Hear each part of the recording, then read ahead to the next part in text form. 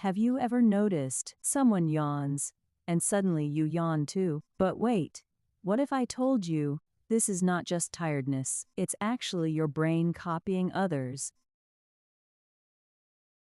Yawning is not just about sleep. Scientists believe it helps cool your brain and keep it alert. Yes, when your brain gets slightly overheated, you yawn to reset it. Now here's the crazy part. You don't even need to see someone yawn. Just thinking about yawning or watching a video like this one can make you yawn too. This is called contagious yawning. Scientists link this to something called mirror neurons. These are special brain cells that make you copy others' actions, like smiling, laughing, or yawning. It's your brain saying, "Hey, they're doing it, maybe I should too." Here's where it gets even more interesting. People who are more empathetic are more likely to catch yawns.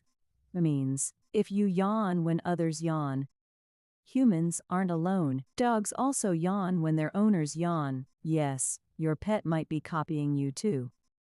So next time you yawn after someone else, don't blame sleep. Blame brain for being social, smart, and a little copycat. Did this video make you yawn? Comment if it did, and follow Cook with Logic for more mind-blowing science facts.